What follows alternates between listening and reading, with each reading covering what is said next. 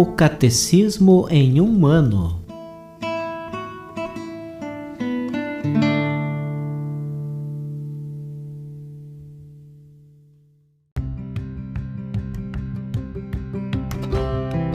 Olá, eu sou Yuri, seminarista da Diocese de Ponta Grossa, Paraná. Você está ouvindo o podcast O Catecismo em um ano. Vamos ler todo o Catecismo da Igreja Católica ao longo de 365 episódios. Estamos utilizando a tradução em português apresentada pela CNBB em 2013, baseada na edição típica em latim de 1997. Baixe o plano de leitura por meio de um link que você encontra na página do Instagram O Catecismo em um ano ou na descrição desse podcast.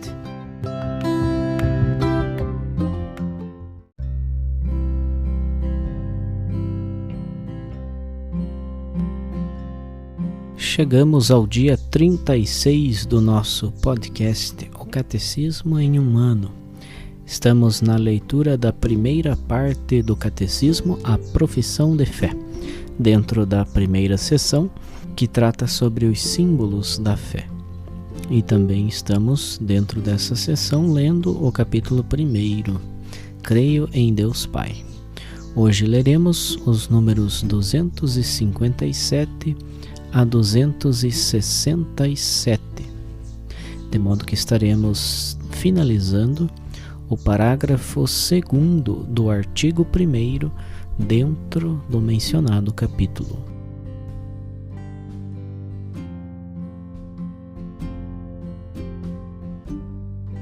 Quarto, as obras divinas e as missões trinitárias. O lux beata trinitas et principales unitas. Ó luz, trindade bendita, ó primordial unidade. Deus é beatitude eterna, vida imortal, luz sem ocaso. Deus é amor, Pai, Filho e Espírito Santo. Livremente Deus quer comunicar a glória de sua vida bem-aventurada. Este é o desígnio de benevolência, que Ele concebeu desde antes da criação do mundo no seu Filho bem-amado. Predestinou a adoção como filhos, isto é, a se configurarem com a imagem de seu Filho, graças ao Espírito que por adoção vos torna filhos, conforme a carta de São Paulo aos Efésios, capítulo 1, e a carta de São Paulo aos Romanos, capítulo 8. Esta decisão prévia é uma graça que nos foi dada no Cristo Jesus antes de todos os tempos, proveniente diretamente do amor trinitário, conforme segunda carta de São Paulo a Timóteo, capítulo 1.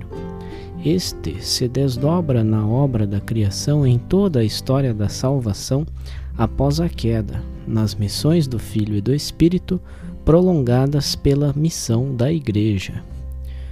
Toda a economia divina é obra comum das três pessoas divinas. Efetivamente, como a Trindade não tem senão uma única e mesma natureza, assim também não tem senão uma única e mesma operação. O Pai, o Filho e o Espírito Santo não são três princípios das criaturas, mas um só princípio. Contudo, cada pessoa divina cumpre a obra comum segundo sua propriedade pessoal. Assim, a Igreja confessa, na linha do Novo Testamento, um Deus e Pai, do qual são todas as coisas, um Senhor Jesus Cristo, mediante o qual são todas as coisas, um Espírito Santo, em quem são todas as coisas. São sobretudo as missões divinas da encarnação do Filho e do dom do Espírito Santo que manifestam as propriedades das pessoas divinas. Obra ao mesmo tempo comum e pessoal, toda a economia divina dá a conhecer tanto a propriedade das pessoas divinas como sua única natureza. Outro sim, toda a vida cristã é comunhão com cada uma das pessoas divinas, sem de modo algum separá-las. Quem rende glória ao Pai, o faz pelo Filho no Espírito Santo. Quem segue a Cristo, o faz porque o Pai o atrai e o Espírito o impulsiona. O fim último de toda a economia divina é a entrada das criaturas na unidade perfeita da Santíssima Trindade. Entretanto, desde já somos chamados a ser habitados pela Santíssima Trindade. Se alguém me ama, guardará a minha palavra. Meu Pai o amará, e nós viremos e faremos nele a nossa morada. João capítulo 14, versículo 23. Ó meu Deus, Trindade que adoro, ajudai-me a esquecer inteiramente de mim para firmar-me em vós, imóvel e pacífica, como se a minha alma já estivesse na eternidade. Que nada consiga perturbar a minha paz nem fazer-me sair de vós, ó meu imutável, mas que cada minuto me leve mais longe na profundidade do vosso mistério. Pacificai a minha alma, fazei dela o vosso céu, vossa amada morada e o lugar do vosso repouso. Que nela eu nunca vos deixe só, mas que eu esteja aí toda inteira, completamente vigilante na minha fé, toda adorante, toda entregue à vossa ação criadora. Beata Isabel da Trindade. Resumindo, o mistério da Santíssima Trindade é o mistério central da fé e da vida cristã. Só Deus nos pode dar a conhecê-lo, revelando-se como Pai, Filho e Espírito Santo. A encarnação do Filho de Deus revela que Deus é o Pai eterno e que o Filho é consubstancial ao Pai, isto é, que ele é no Pai e com o Pai o mesmo Deus único. A missão do Espírito Santo, enviado pelo Pai em nome do Filho e pelo Filho, que procede do Pai, revela que o Espírito é com eles o mesmo Deus único. Com o Pai e o Filho é adorado e glorificado. O Espírito Santo procede do Pai como fonte primeira e, pela doação eterna deste ao Filho, procede do Pai e do Filho em comunhão. Pela graça do batismo, em nome do Pai, do Filho e do Espírito Santo, somos chamados a compartilhar da vida da Santíssima Trindade, aqui na terra, na obscuridade da fé, e para além da morte, na luz eterna. Fides autem catholica haec est, ut unum Deum in Trinitate, et Trinitatem in unitate veneremur, neque confundentes personas, neque substantiam separantes, alia enim est persona Patris, alia Filii, alia Spiritus Sancti, sed Patris et Filii et Spiritus Sancti est una divinitas, e qualis gloria coeterna maiestas. A fé católica é esta: que veneremos o único Deus na Trindade e a Trindade na unidade, não confundindo as pessoas, nem separando a substância, pois uma é a pessoa do Pai, outra a do Filho, outra a do Espírito Santo, mas uma só é a divindade do Pai, do Filho e do Espírito Santo, igual à glória, coeterna à majestade. Inseparáveis naquilo que são, da mesma forma o são naquilo que fazem. Na única operação divina, no entanto, cada uma delas manifesta o que lhe é próprio na Trindade, sobretudo nas missões divinas da encarnação do Filho e do dom do Espírito Santo.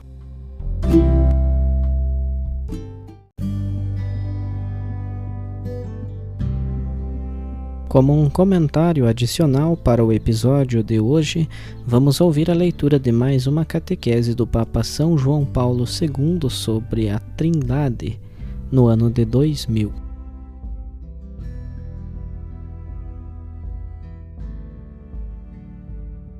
João Paulo II, audiência geral, quarta-feira, 28 de junho de 2000.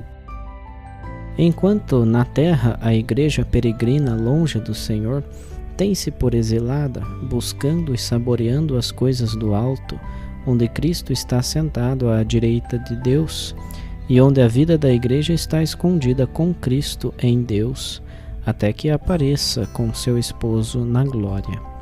Estas palavras do Concílio Vaticano II delineiam o itinerário da igreja que sabe não ter aqui uma cidade permanente, mas que está em busca da futura, a Jerusalém Celeste, a cidade do Deus vivo, conforme Hebreus capítulos 12 e 13. Tendo chegado àquela meta final da história, como Paulo nos anuncia, já não veremos como por um espelho de maneira confusa, mas então veremos face a face. Então conhecerei exatamente como também sou conhecido. Primeira carta aos Coríntios, capítulo 13, versículo 12. E João repete-nos que, quando Deus se manifestar, seremos semelhantes a Ele, porque o veremos como Ele é. Primeira carta de João, capítulo 3, versículo 2. Espera-nos, portanto, para além da fronteira da história, a epifania luminosa e plena da Trindade. Na nova criação, Deus nos brindará com uma comunhão perfeita e íntima com Ele, a qual o quarto evangelho chama a vida eterna, fonte de um conhecimento que na linguagem bíblica é precisamente comunhão de amor. E a vida eterna consiste nisso, que te conheçam a ti por único Deus verdadeiro e a Jesus Cristo a quem enviaste. João capítulo 17, versículo 3. A ressurreição de Cristo inaugura este horizonte de luz, que já o Primeiro Testamento canta como reino de paz e de alegria, no qual o Senhor Deus aniquilará a morte para sempre, e enxugará as lágrimas de todas as faces. Isaías capítulo 25, versículo 8. Então, finalmente, misericórdia e verdade se encontrarão, justiça e paz se beijarão. Salmo 85, versículo 11. Porém, são sobretudo as últimas páginas da Bíblia, isto é, a gloriosa visão conclusiva do Apocalipse, que nos revelam a cidade que é meta última da nossa peregrinação, a Jerusalém Celeste. Lá encontraremos antes de tudo o Pai, o Alfa e o Ômega, o princípio e o fim de toda a criação, conforme Apocalipse, capítulo 21, versículo 6. Ele se manifestará em plenitude como o Emanuel, o Deus que habita com a humanidade, cancelando lágrimas e renovando todas as coisas, conforme Apocalipse 21, versículos 3 a 5. Mas no centro daquela cidade se erguerá também o Cordeiro, Cristo, a quem a igreja está unida com vínculo nupcial. Dele recebe a luz da glória, com ele está intimamente unida, não mais mediante um templo, mas de modo direto e total, conforme Apocalipse 21, versículos 9, 22 e 23. O Espírito Santo impele-nos rumo àquela cidade. É ele que sustenta o diálogo de amor dos eleitos com Cristo. O Espírito e a esposa dizem: vem. Apocalipse 22, versículo 17. Para esta plena manifestação da glória da Trindade, dirige-se o nosso olhar, indo para além do limite da nossa condição humana e do peso da miséria e da culpabilidade que penetram o nosso existir terreno. Para este encontro, nós imploramos todos os dias a graça de uma contínua purificação, conscientes de que na Jerusalém Celeste não entrará nada de impuro, nem os que se entregam à mentira e à abominação, mas unicamente aqueles que estão inscritos no livro da vida do Cordeiro. Apocalipse 21, versículo 27.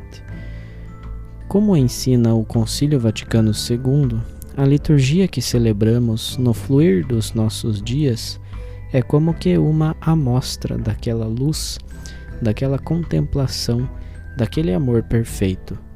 Pela liturgia da terra, participamos, saboreando-a já na liturgia celeste, celebrada na cidade santa de Jerusalém, para a qual, como peregrinos, nos dirigimos, e onde Cristo está sentado à direita de Deus, ministro do santuário e do verdadeiro tabernáculo.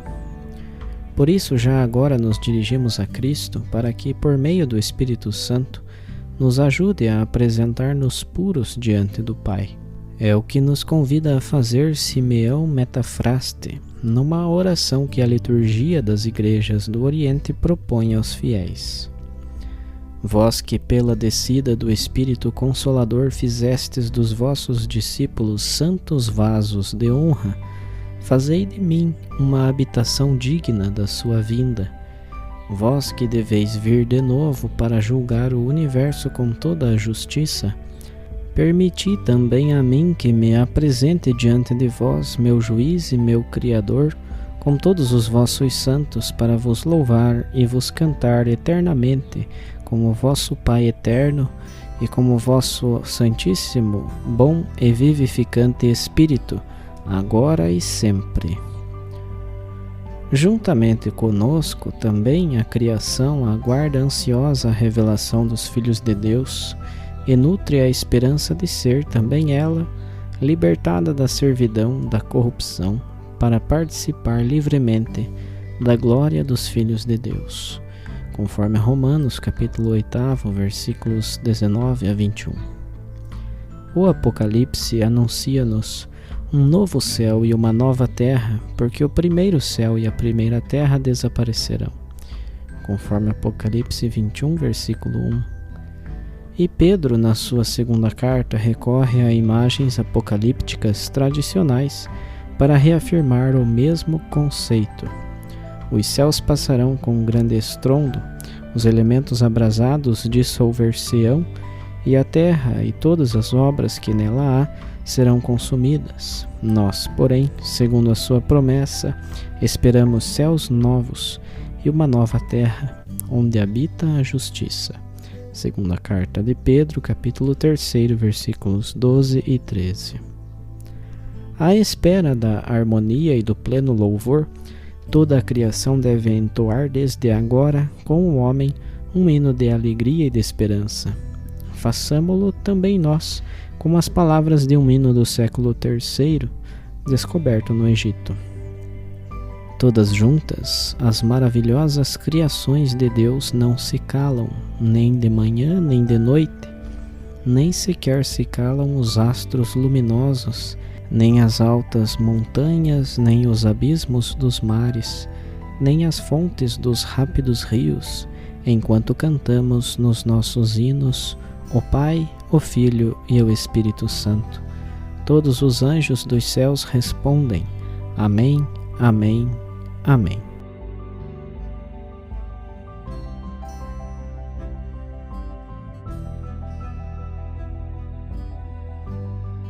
Os textos das catequeses papais encontram-se na íntegra no site da Santa Sé, vatican.va.